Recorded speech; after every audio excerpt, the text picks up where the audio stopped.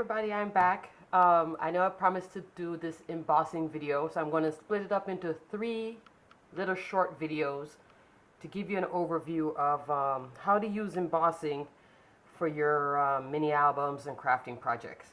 Now, there's a channel that I like to watch by a lady named Jennifer McGuire. I'll put her link below, and she does card making, and I watched her videos and I basically kind of applied it to making tags for mini albums. But let me talk about what you're going to need.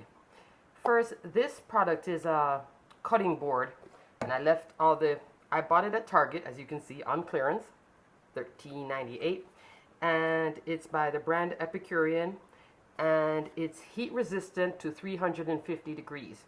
Now, this is the front side, but because it had all this going on, I wanted it to be more clear so I can see my projects. For example, if I was working on this, or I was working on a cutout, or some other, let me show you an example. So I use the back side. And this is a good surface because when you're using the heat tool, this thing gets very hot. This is a Milwaukee brand heat tool. This is like one of the professional ones that your husband would use.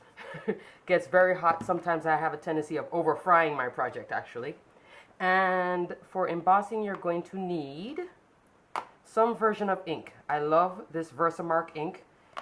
Reason why it says clean and black. When I was doing the Halloween projects, I was using black embossing powder. See how it got messed up on here? So this is my messed up VersaMark stamp pad. This is the nice clean stamp pad. So that's why I have 2 of them. And you can buy this at any craft store. Michael's I think may not carry it, but I know Joann's carries it. Use a coupon because this is expensive. This is like $9.99. Or you can also use pigment ink. Has to be pigment ink. Cannot be the regular dye ink. It won't have enough wetness for the embossing powders to stick to. You could also use this product. Oops. The Emboss It Dauber by Ranger. Not a big fan of this. I find that it doesn't give me the coverage I need. So this is if you already have it, use it. If you need something embossed and you have some pigment ink, you can use that. But your best bet, VersaMark. And I've been embossing a lot of stuff, so I'll show you the differences. And then after you have your medium to make the embossing powder stick, you also need a set of tweezers. This is regular crafting tweezers, but I actually use this one, Pros Kit. I got this in an electrical store, so it's like, you know, like electrical contractor. See how fine that tip is? I like this type of thing, this type of tweezer. Oh, also you could use the VersaMark pen. So if you want to just emboss, let's say, a little small area, you could use this pen.